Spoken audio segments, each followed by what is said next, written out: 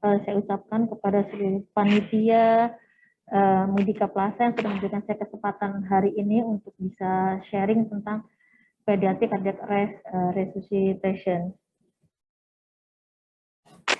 Ya, resusitasi jantung paru atau yang kita kenal dengan RJP adalah sebuah tindakan yang diberikan kepada seseorang yang mengalami henti nafas dan henti jantung oleh sebab apapun, misalnya serangan jantung, kecelakaan, tenggelam, ataupun sebab lainnya. Kemudian tindakan life saving ini harus dilakukan segera ketika seseorang kehilangan kemampuan untuk bernafas secara normal serta kehilangan fungsi pompa jantung untuk bersirkulasi. Kemudian resusitasi ini dilakukan untuk mempertahankan sirkulasi darah, terutama organ vital seperti otak. Kemudian resusitasi jantung pulmonal juga memiliki tujuan akhir, yaitu kembalinya sirkulasi spontan yang normal atau disebut dengan ROSC dan tidak adanya gangguan neurologis pasca henti jantung. Kemudian sebagian besar kasus henti jantung pada anak disebabkan oleh hipoksia, sehingga pada anak jarang dijumpai gangguan primer jantung yang dapat menyebabkan henti jantung secara mendadak. Hal inilah yang menyebabkan tindakan resusitasi pada anak masih dilakukan dengan teknik ABC, airway breathing circulation. Meskipun proses airway breathing ini dilakukan dalam waktu yang sesingkat mungkin. Transisi dari keadaan kompensasi ke dekompensasi bisa terjadi secara tidak terduga. Oleh karena itu, setiap anak yang berisiko harus dipantau untuk memungkinkan deteksi dini dan koreksi setiap ada kekurangan ataupun ada masalah lainnya. Nah, ketika kita akan melakukan resusitasi, maka kita harus tahu dulu prinsip dasar resusitasi yang biasa kita kenal dengan istilah SAFE. S yang pertama yaitu shout for help, yaitu kita harus berteriak, kita harus bersuara, kita harus memanggil bantuan. Kemudian assess the scene and approach with care, yaitu kita harus bisa mengenali lingkungan di mana kita akan melakukan resusitasi dan lakukan dengan hati-hati. Kemudian free from danger, bebaskan korban dari situasi yang bisa membahayakan, termasuk membahayakan kita sebagai petugas. Kemudian yang terakhir evaluasi. Evaluasi ini kita lakukan dengan A, B, C, D, E, airway, breathing, circulation, disability, and exposure.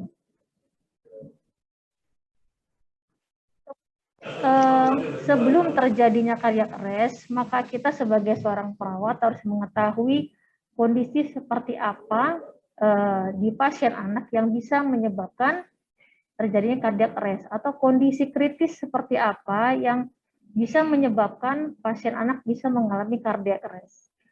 Yang pertama adalah quick look. Kita lihat dengan cepat, dengan seksama, bagaimana kondisi seorang anak mengalami kondisi yang sangat kritis, yang biasa di lapangan kita bisa menggunakan metode PAT, atau ada juga yang memberlakukan dengan PEWS.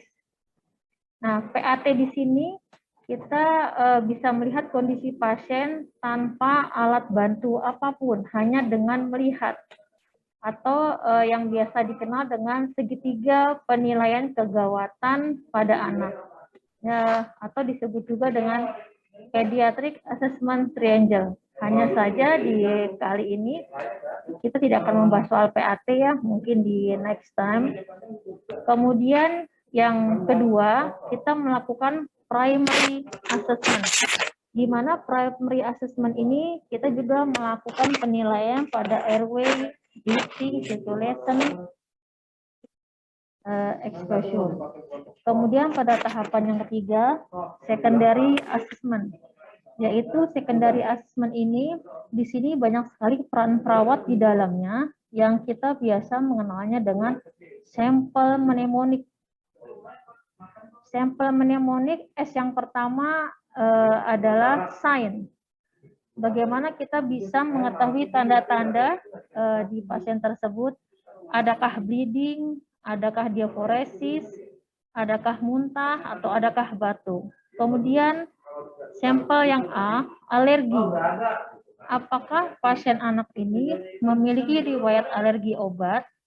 Apakah memiliki alergi makanan? Dan bagaimana bentuk dari alergi itu sendiri?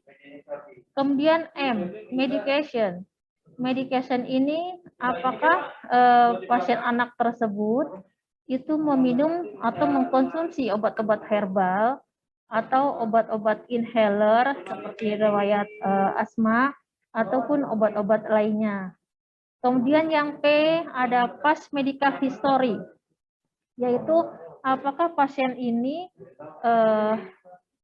telah mengkonsumsi obat-obat asma sebelumnya atau obat-obat DM, ya kalau pada anak biasa dikenal dengan DM juvenil, ataukah post imunisasi. Kemudian L, last meal, apa sih yang terakhir dikonsumsi oleh anak ini? Atau mungkin juga minuman dalam bentuk kemasan. Apakah makanan padat atau makanan cair? Kemudian secondary assessment yang terakhir yaitu event.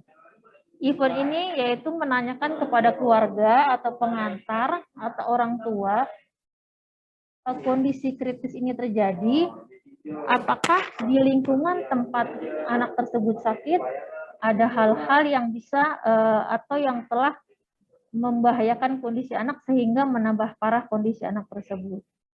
Kemudian yang keempat, tertiary assessment. Tertiary assessment ini kita melakukannya seorang perawat head to toe, ya, dari mulai kepala, mata, telinga, hidung, dan tenggorokan. Di sana kita melihat apakah di kepala ada massa, ada benjolan, kemudian apakah di matanya ada lebam, atau mungkin ada raccoon eyes, kemudian di telinga apakah ada sumbatan, apakah ada perdarahan, begitupun dengan hidung dan tenggorokan. Kemudian di tertiary assessment ini kita juga melakukan physical assessment. Apakah pasien ini mengalami respiratory distress, apakah mengalami suspect heart failure, ataukah memang kaitannya dengan kasus-kasus trauma. Kemudian di tahapan ini juga dilakukan pemeriksaan jantung, apakah ada murmur, apakah ada galop, kemudian dilakukan auskultasi paru, apakah ada wheezing, atau mungkin ada crackles. Kemudian kita periksa juga abdomennya, kemudian hasil laboratoriumnya seperti apa, kemudian hasil ronsennya juga seperti apa, atau mungkin ada pemeriksaan MRI, seperti itu. Nah, di tertiary assessment ini, maka kita harus bisa menyimpulkan sebetulnya anak ini mengalami gangguannya di mana. Nah, setelah semua itu kita lakukan, makanya biasanya kita kerjasama dengan tim medis, kemudian muncullah treatment intervention. Nah, setelah dilakukan itu semua, kita masuk kepada tahapan kelima yaitu reassessment. Mengevaluasi apakah treatment intervensi yang tadi dilakukan sudah membuahkan hasil atau tidak. Apakah berespon atau tidak. Kemudian jika ternyata tidak berespon, maka kita kembali ke awal, ke nomor 1, 2, dan seterusnya. Kemudian kita cari tahu ada di fase mana yang terlewati atau memang kurang tepat. Disinilah peran perawat sangat besar sekali bagaimana berkolaborasi dengan dokter dan bisa mengenali tanda-tanda yang ada di pasien anak tersebut. Berikut ini adalah urut-urutan bagaimana pertolongan anak dengan yang mengalami cardiac arrest. Yang bagian atas itu adalah urutan bagaimana pertolongan pasien anak yang mengalami cardiac arrest di dalam rumah sakit. Kemudian yang bagian bawah ini adalah urut-urutan pertolongan pada anak yang mengalami cardiac arrest di luar rumah sakit.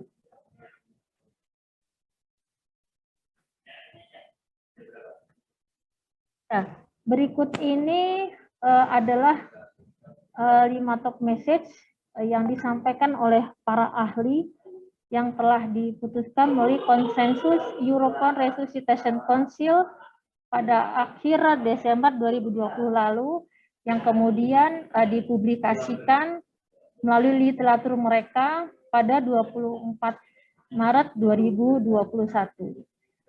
pesan yang pertama adalah ketika melakukan pediatric life support, maka lakukanlah screening ABCDE sebaik mungkin.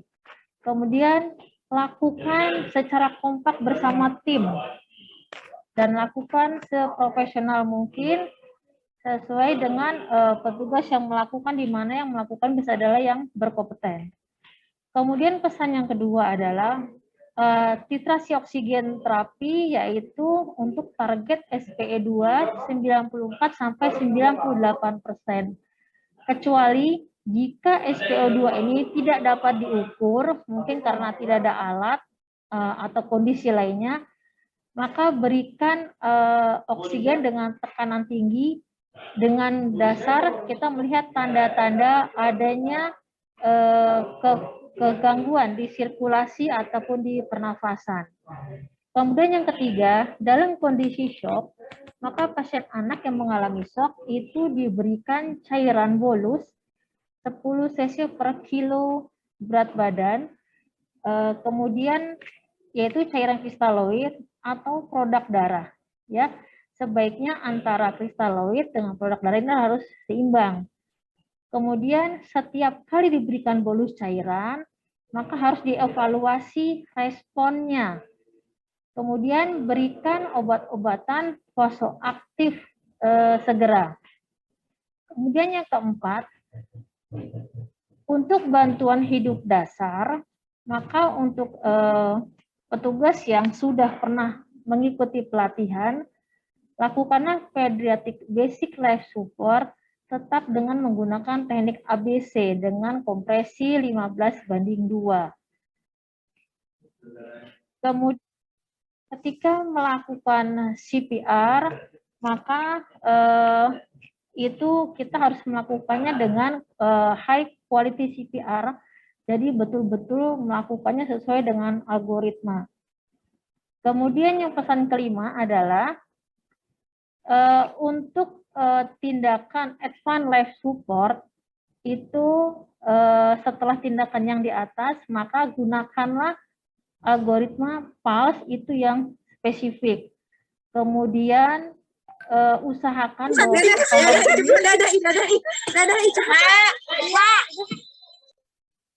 kemudian untuk tindakan resusitasi ini lebih baik dilakukan oleh 2 orang dan menggunakan BVM sebagai support untuk ventilation.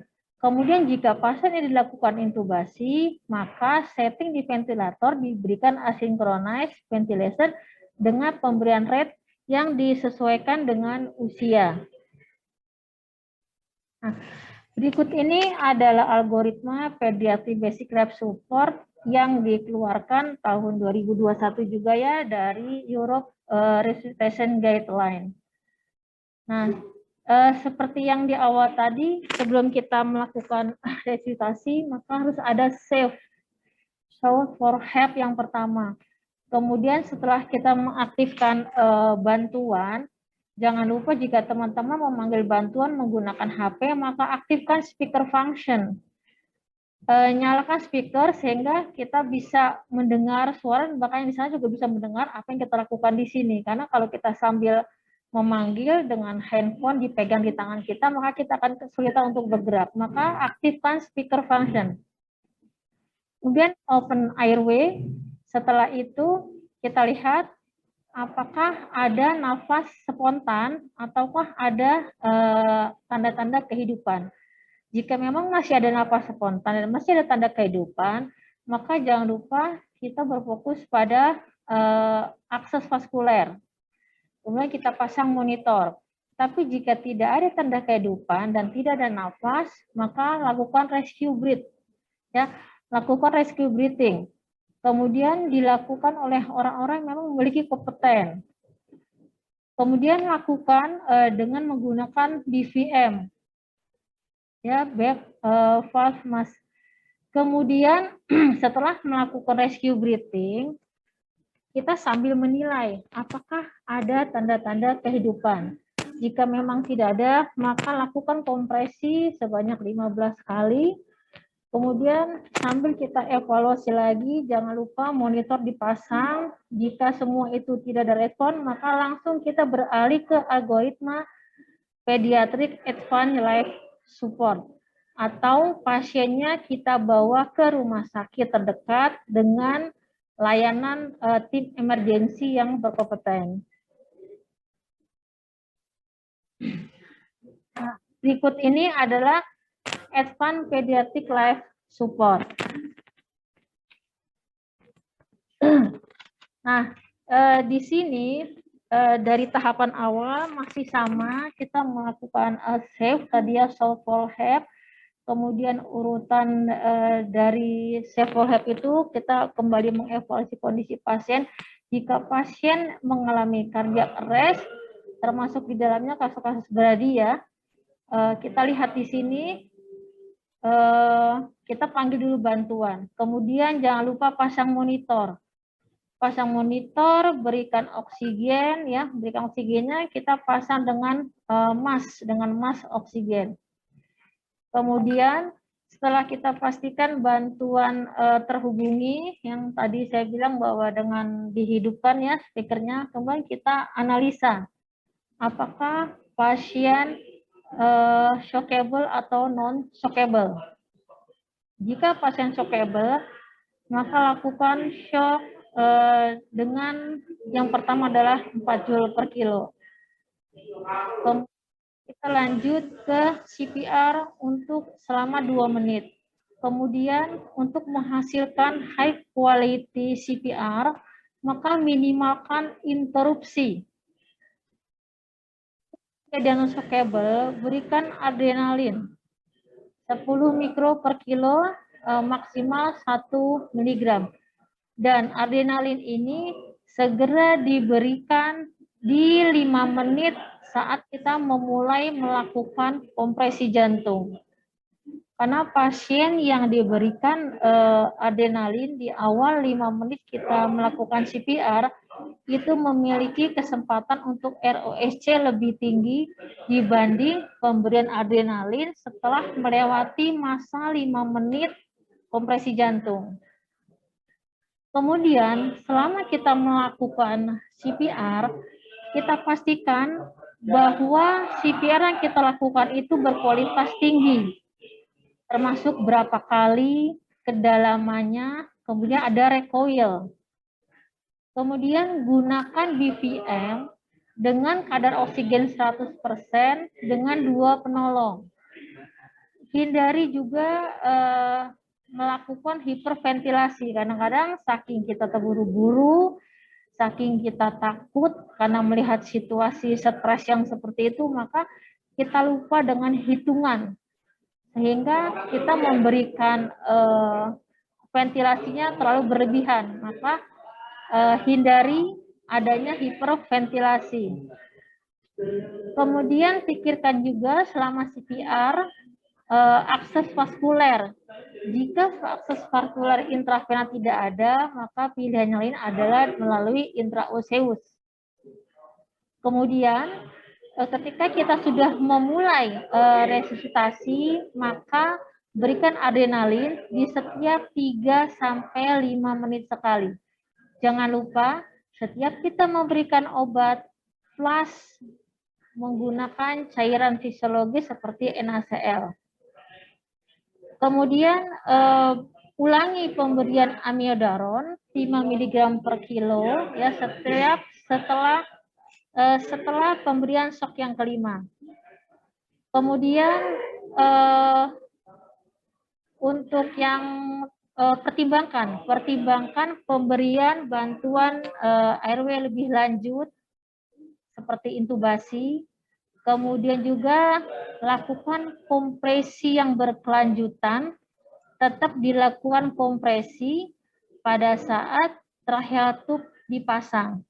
Jadi menurut algoritma ini, jika dipasang ETT, maka kompresi tidak boleh dihentikan, tetap kompresi berjalan, pemasangan ETT berjalan. Setelah ETT terpasang, kemudian ventilasi diberikan iramanya sesuai dengan usia. Kemudian untuk pemberian terapi shock ya itu bisa diberikan maksimal 8 joule per kilo. Dalam kondisi kardiak arrest, maka kita juga harus bisa mengoreksi sebenarnya apa sih penyebab kardiak arrest pasien ini. Apakah karena dia hipoksia, ataukah karena dia mengalami hipovolemia, ataukah pasien ini mengalami hipo atau hiperkalsemia, ataukah pasien ini mengalami hiper atau hipomagnesemia, hipoglikemia, ataukah mengalami hipotermi, ataukah mengalami toksik atau keracunan, ataukah ketika dia mengalami trauma atau kecelakaan terjadi tension pneumotoraks. Kemudian bisa juga kita koreksi apakah pasien mengalami tamponade ataupun trombosis. Dan gunakan algoritma itu sesuai dengan spesifik kausnya seperti pada trauma. Nah, kemudian setelah pasien mengalami kardiak arrest dan masuk ke fase ROSC, jangan lupa kita lakukan lagi evaluasi ABCDE, kemudian kita kontrol pemberian oksigennya dengan target SpO2 94-98%. Kemudian hindari terjadinya hipotensi.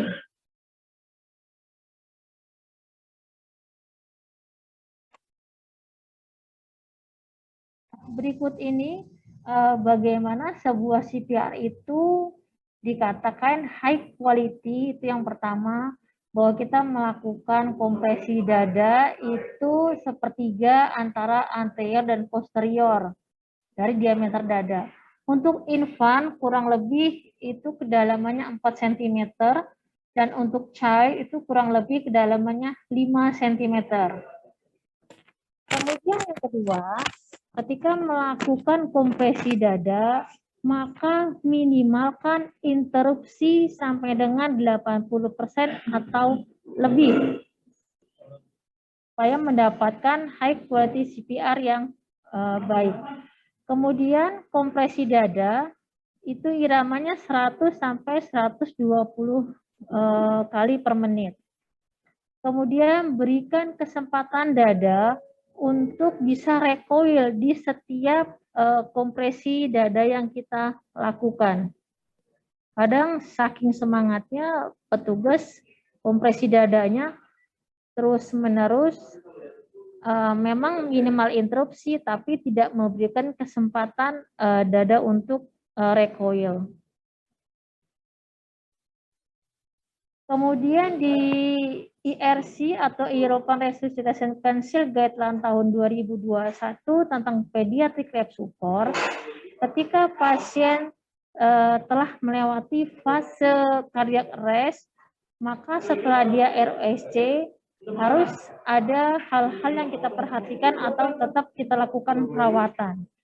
Yang pertama hemodinamik, yaitu ketika pasien mengalami ROSC, maka kita harus mencegah terjadinya hipotensi. Kemudian di bagian ventilasi, ketika memberikan rate pada ventilator, maka berikan rate-nya disesuaikan dengan usia dan berat badan pasien dengan mengambil nilai normal. Sehingga jangan sampai terjadi usianya anak tapi di setting pernafasannya dewasa, ya.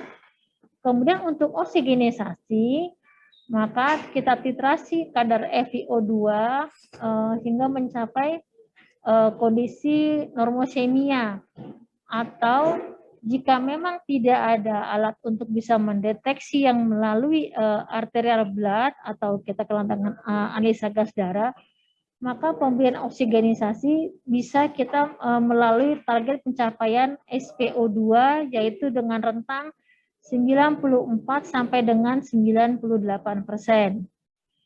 Kemudian ketika post resusitasi kita juga harus memantau bagaimana suhu tubuh pasien. Jangan sampai pasien mengalami hipotensi ataupun mengalami hiperpireksi. Jika memang terjadi hiperpreksi, maka harus segera ditangani. Kemudian juga kita harus melihat bagaimana kontrol gula darah, ya, jangan sampai pasien yang post resusitasi mengalami hiperglikemi ataupun hipoglikemi. Juga kita kadar elektrolit, karena kita harus bisa menjaga rentang elektrolit dalam nilai normal, karena kita mencegah jangan sampai pasien mengalami aritmia. Kemudian hal lain yang patut kita awasi adalah sistem saraf. Jangan sampai pasien mengalami kejang. Jika terjadi kejang, maka seorang perawat harus segera bertindak dan berkolaborasi dengan tim medis untuk pemberian terapi. Nah, berikut ini adalah bagaimana kompresi dada pada infan dan kepada anak, ya. Infan itu biasanya usianya di bawah 1 tahun dan kalau child itu di atas tahun. Berikut ini yang sebelah kiri yaitu chest compression pada infan. Yang pertama adalah gunakan teknik melingkari dada dengan menggunakan 2 ibu jari. Nah, untuk yang di gambar B, jika kita menggunakan 2 jari, yaitu jari telunjuk dan jari tengah, mungkin ini petugas akan mengalami cepat lelah dibanding dengan menggunakan 2 ibu jari. Nah, bedanya jika menggunakan 2 jari telunjuk dan jari tengah, ini biasanya dilakukan ketika petugas masih sendiri, belum ada bantuan. Ketika sudah datang 2 penolong, maka beralih ke menggunakan 2 ibu jari.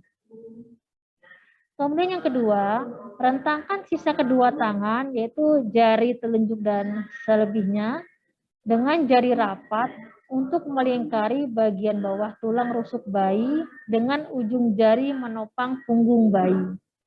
Kemudian tekan ke bawah pada tulang dada dengan 2 ibu jari dengan kedalaman sepertiga dada bayi atau kurang lebih 4 cm.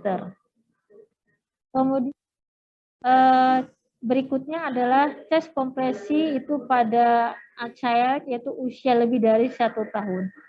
Tempatkan tumit 1 tangan di atas bagian tulang dada. Ya, tumit tangan maksudnya yang ini ya. Tempatkan tumit 1 tangan di atas bagian tulang dada. Kemudian angkat jari untuk memastikan bahwa tekanan tidak diterapkan di atas tulang rusuk, karena nanti khawatir dia akan mengalami patah ataupun trauma lainnya. Kemudian posisikan diri Anda vertikal di atas tubuh pasien dengan tangan lurus, dengan tekan tulang dada dengan kedalaman sekitar 5 cm. Jadi ketika kita menekan seperti pada gambar ya, jari-jarinya agak bangun. Nah, jangan semuanya menempel di dada, karena khawatir nanti akan menekan tulang rusuk. Jadi yang melakukan tekanan adalah bagian tumit dari tangan.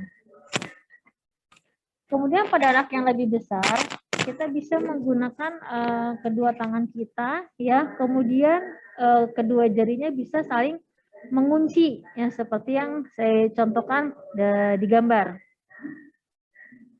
Kemudian jangan hentikan CPR setiap saat kecuali ada tanda-tanda kehidupan yang jelas, seperti adanya gerakan, adanya batuk, kemudian adanya pernafasan normal.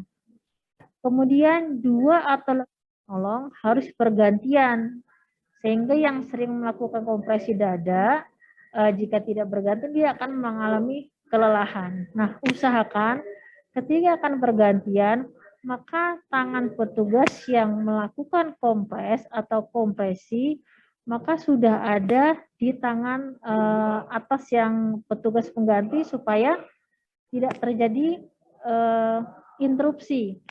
Jadi sebelum petugas pertama mengangkat tangannya, maka petugas ada di atasnya, sehingga tinggal ditarik, sehingga tidak ada interupsi, karena kita kan ketika melakukan CPR harus minimal interupsi.